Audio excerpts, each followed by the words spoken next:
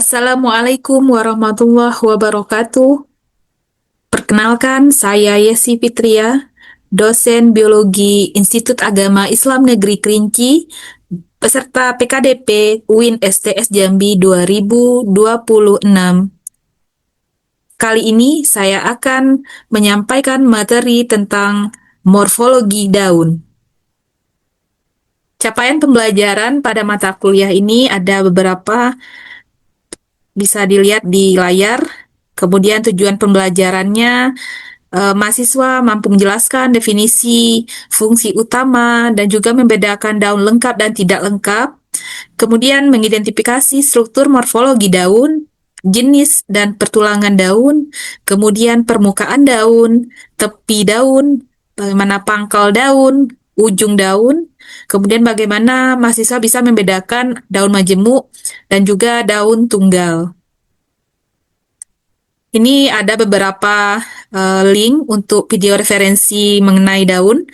Nanti bisa dicek, dibuka satu-satu atau dicek satu-satu yang mana bisa dijadikan sumber referensi buat kita. Ini ada, kita mulai dengan pengertian daun. Nah, daun adalah dalam bahasa Latinnya itu adalah folium, di mana daun ini adalah bagian organ tumbuhan ketiga setelah batang. Nah, mana yang kita ketahui bahwa organ tumbuhan lainnya kita ketahui ada akar, kemudian ada batang, ada daun, ada bunga, buah ya. Ini ada beberapa organ tumbuhan. Namun pada kesempatan kali ini saya cukup menjelaskan tentang daun. Nah, daun ini adalah organ tumbuhan yang terdapat pada batang atau cabang. Bentuknya berwarna pipih, kemudian berwarna hijau karena mengandung klorofil. Nah, apa fungsi dari daun? Fungsi daun itu adalah berfungsi sebagai tempat terjadinya fotosintesis, kemudian pertukaran CO2 dan O2 sebagai tempat terjadinya penguapan air dari tumbuhan, respirasi ya, respirasi tumbuhan, kemudian juga tempat menyimpan cadangan makanan dan air.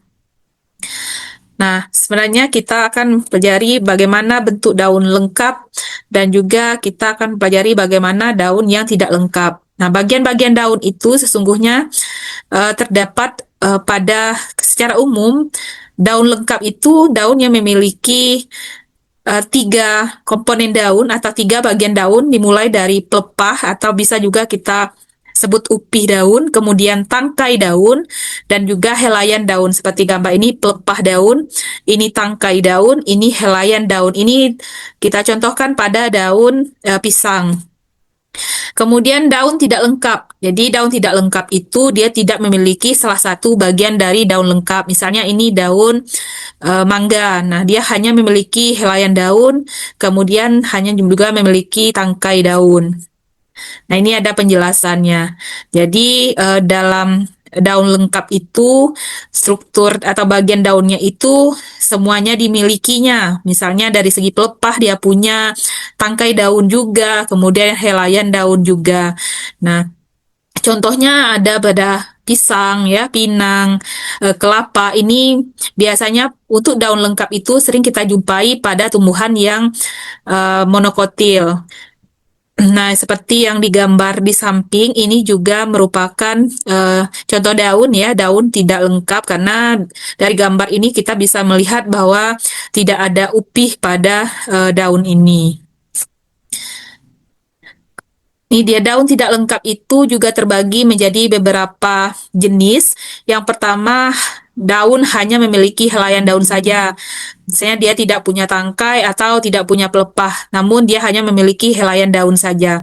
Kemudian ada daun yang memiliki tangkai dan helaian daun. Misalnya dia tidak punya pelepah, namun dia punya tangkai daun dan helaian daun. Ini bisa kita jumpai pada tumbuhan yang dikotil, misalnya mangga, jambu, ya, atau manggis. Nah, itu kita bisa jumpai daun yang mempunyai tangkai dan helaian daun saja. Kemudian daun yang memiliki pelepah dan helaian daun, nah tidak memiliki tangkai daun. Jadi daun ini bisa kita jumpai pada tumbuhan padi atau Oryza sativa, Kemudian pada jagung ya, juga memiliki daun yang memiliki pelepah dan helaian daun.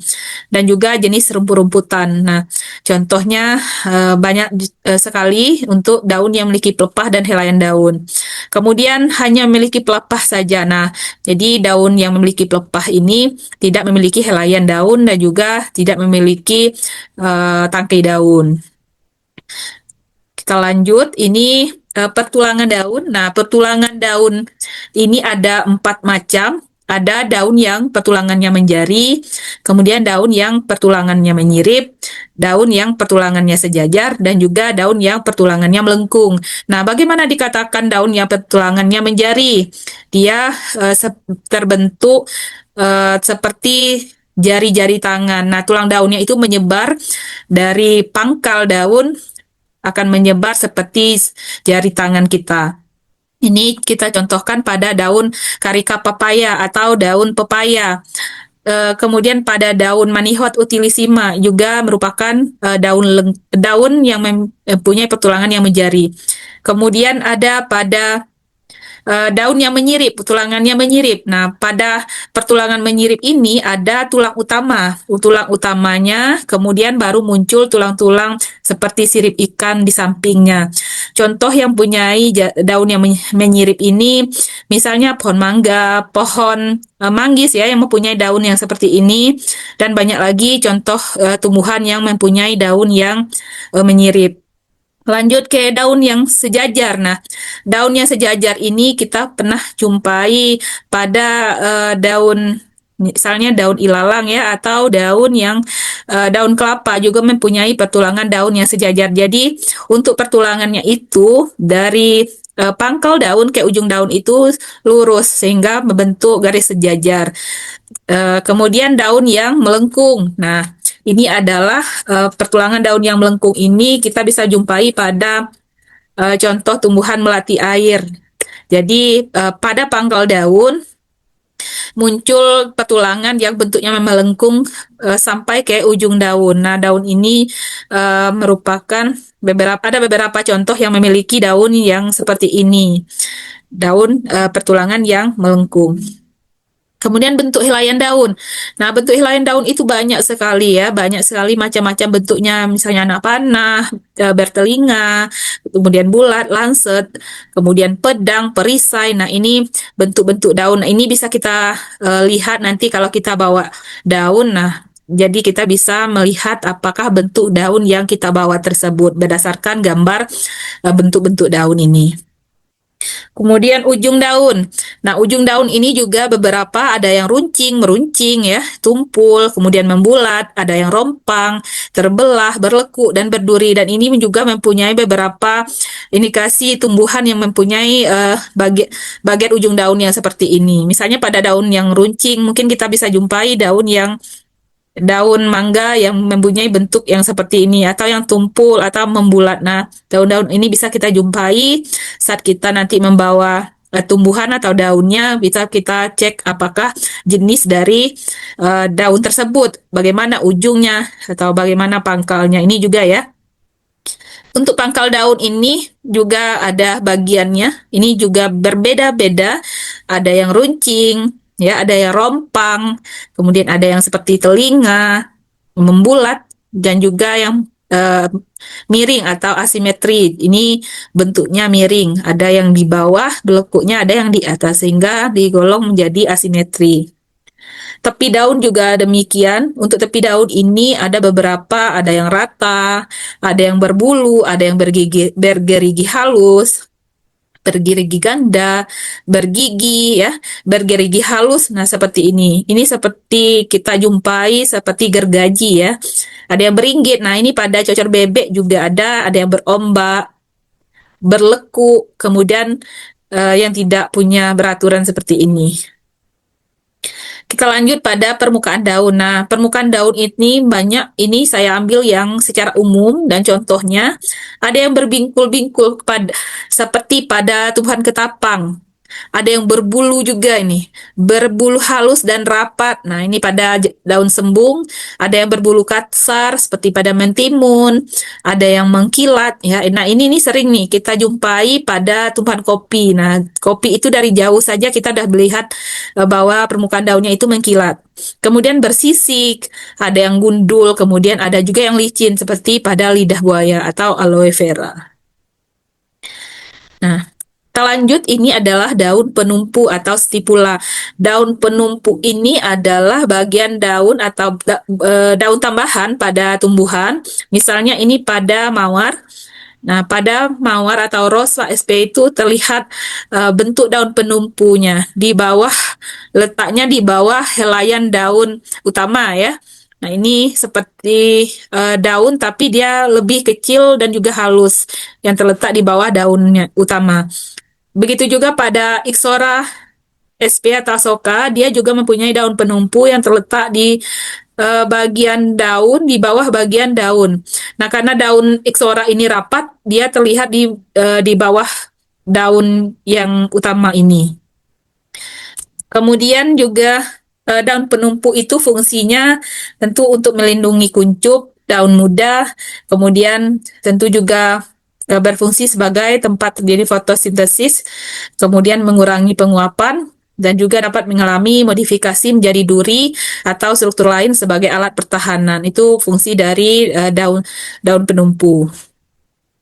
Kemudian kita masuk ke daun majemuk. Nah, tadi kita sudah bahas tentang daun yang tunggal. Nah, daun majemuk ini adalah daun yang helaian daunnya terbagi menjadi beberapa bagian atau kita sering sebut dengan anak daun atau foliola.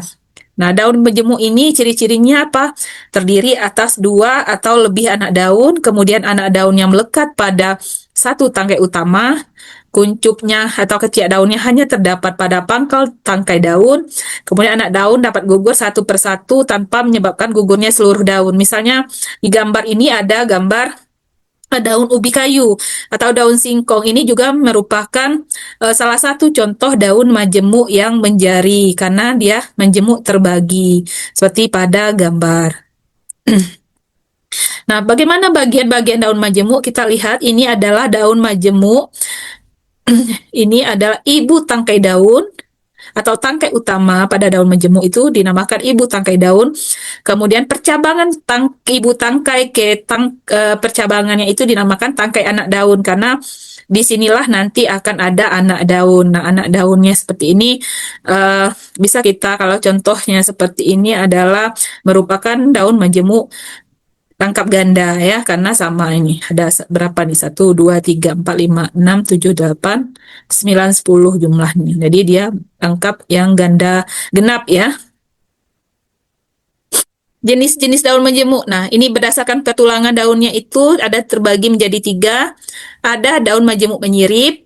Nah, daun majemuk menyirip ini anak daunnya itu tersusun dari kanan kiri, sumbu utamanya seperti sirip. Contohnya pada daun surian atau Tuna sinensis. Kemudian daun majemuk menjari atau palmatus, semua anak daun bertemu pada satu titik di ujung tangkai daun. Nah, ini contohnya pada Manihot utilissima ya, pada daun singkong. Kita lihat seperti ini, dia salah satu contoh daun majemuk yang menjari. Kita lanjut daun majemuk yang rangkap. Nah, daun yang majemuk yang rangkap itu seperti pada gambar pertama kita ketemu daun majemuk yang rangkap ini contohnya pada kembang merak ya, dia mempunyai rangkap. Kalau rangkap itu berarti dua yang sama. Nah, seperti halnya pada daun kembang merak.